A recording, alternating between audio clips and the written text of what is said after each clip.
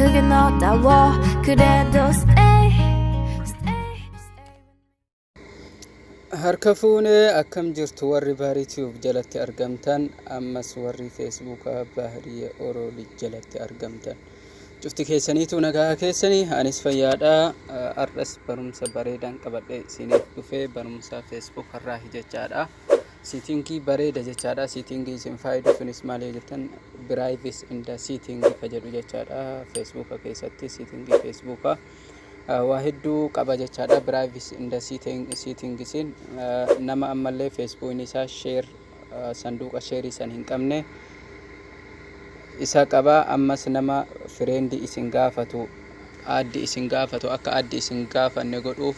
story keessan olirra godhuuf waahiddu of keessa qaba sawwalumaan seenne laalla jechaadha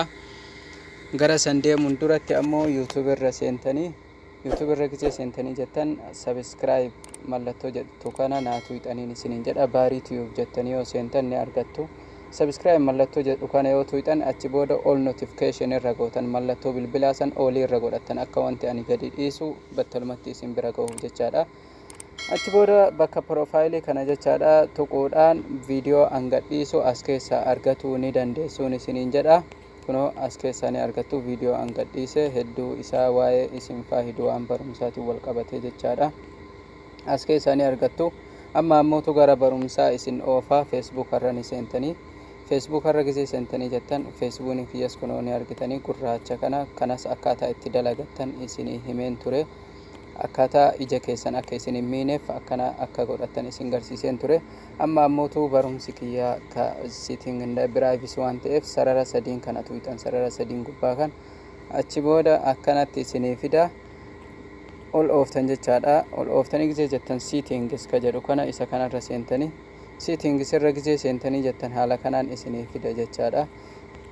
egaa haala kanaan isinii fide akkana all oftanii kuno privacy in the setting ka jedhu kana isa kanarra gattu ixanii isa kanarra gise gattu ixanii jettan kuno haala kanaan isinii fida jechaadha privacy in the setting isin barumsa waa hedduu waan as keessaa tolfattantu jira obsaan na eeggattuun hundaa tokko tokkoon isin garsiisa jechaadha kanneen hunda waan isin faayidu we can see how feature posts ka jedhu kana isa kanarra gattu ixanii public irra godhatan jechaadha kiyama public irra jirani argitanii isin ammoo public irra godhatan keessan friends kanarra jiraatu mala public ka gubbaa kanarra godhataniin isinin jedha achi booda ammas of duuba deebitanii ammas we can see the people pages in the last year follow ka jedhu isa kanas public irra godhatan jechaadha bifuma kanaan kiyya akkuma argitan kana public irra jira ammas ammootu bifa kanaan ammootu sanduuqa keessan ka share hin qabne share itti godhattu amma lameen kana yoo public irra godhatan ammas kaga aanu kana we can send your friend requests ka jedhu kana namni akka friend akka addi isin hin gaafanneef akka mallattoon addi sun hin argamtu jechaadha nama addi isin gaafatu deemu biratti akka follow isin godhuuf namni kana akkam godhatan friends of friends irra godhatan gariin only me ka jedhus jiraatu mala only me yoo qabaate ammoo only me san irra godhatan kiyya ammoo friends of friends irra jira ammas kaga aanu kan we can look your up using the email address your provide ka jedhu kana isa kana ammoo email facebook kan banatan dhoofatuuf ammoo isa kana irra gattu ixan ammas achi booda only me ka jedhu irra godhatanii kiyya kuno only me irra jira ana malee namni biraa arguu hin danda'u jechaadha kuno kanneenis we can see how birthday bara dhaloota kanas yoo barbaadan ammoo bara dhaloota facebook ittiin bantan hin dho'ifatanii bifa kanaan amma kiyya friend of friends irra jiranii argitanii ammas kaga aanu kanas we can see how birthday bara dhalootaati kunis friends of friends irra godhatanii bifa kanaan waa hedduu as keessa waan amma isin garsiise kana sirreeffatanii isinin jedha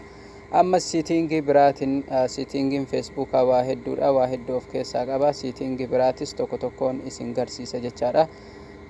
barumsi kiyyaadhaaf kanuma waan ta'eef hanga video biraatiin walitti deebinutti nagaa irra turaan isinin jedha video kana like share godha youtube kiyya subscribe